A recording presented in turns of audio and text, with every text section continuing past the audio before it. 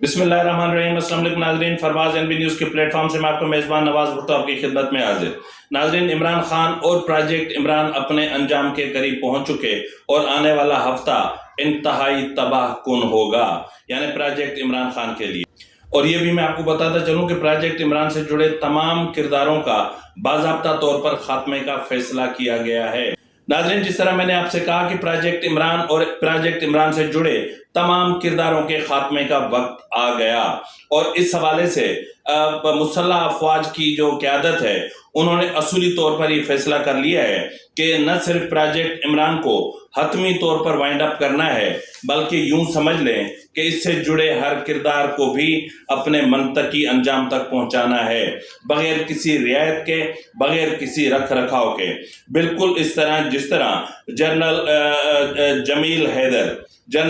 हैदर जो किसी ज़माने में आईजी आर्म्स थे, बाद में फिर उन्हें जनरल इशफाक परवेज कियानी ने अपनी टीम का हिस्सा बनाया और अप्रैल 2010 से लेकर अक्टूबर 2010 तक वो कोर कमांडर गुजरांवाला रहे और उसके बाद फिर कमांडर आर्मी स्ट्रेटेजिक फोर्स रहे और फिर 2017 में आर्मी पावर सेक्टर के एमडी रहे। उनकी जाहिर है कि उसके बाद फिर जनरल शुजा पाशा ने जब प्रोजेक्ट इमरान को लॉन्च करने की बाज़ाब्ता तकरीब ISI में लॉन्च की, तो ये जो जनरल जमील हैदर साहब थे ये भी उसका हिस्सा थे और इन्होंने इमरान खान पर इतनी नवाज़शात की तो वो मतलब गिनने से बाहर हैं। और उसके बाद फिर इमरान खान की जो नवाज़शात हैं वो ये हैं कि जनरल जो हैं ये जनरल जमील हैदर साहब, इनकी अहलिया जो है वो उनका नाम है रुबीना जमील हैदर। रुबीना जमील हैदर को 2018 के आम इंतखाबात में ख़वातीन की मखसूस नशस्तों पर MNA करार दे दिया और इसी जर्नल की ये जो जोजा मोहतरमा है वो इश्क इमरान में इस हद तक दीवानी हो गई कि कोर कमांडर्स हाउस लाहौर यानी जिना हाउस पर हमला करने वालों में सबसे आगे थीं। और गुज़िश्ता दिनों जब एक FIR में वो अपनी जमानत के लिए गईं तो उन्हें दूसरे जो है वो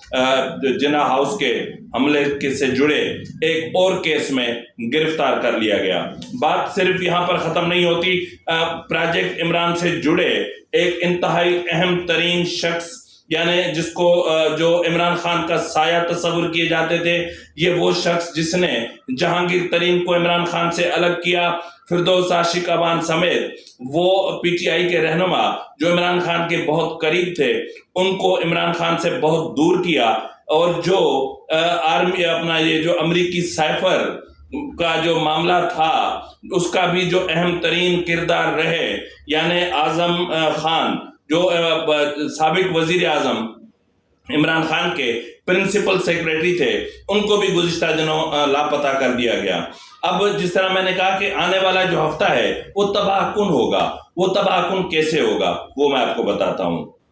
नाज़रीन, आने वाले हफ्ते में आजम खान को नेब ने 19 जून को तलब कर लिया है अल कादिर ट्रस्ट केस में और इसी तारीख को बुशरा बीबी को भी जो है वो तलब कर लिया गया है कि तमाम दस्तावेज़ात के साथ आप हाजिर हों। और दोनों को कहा गया है कि आपको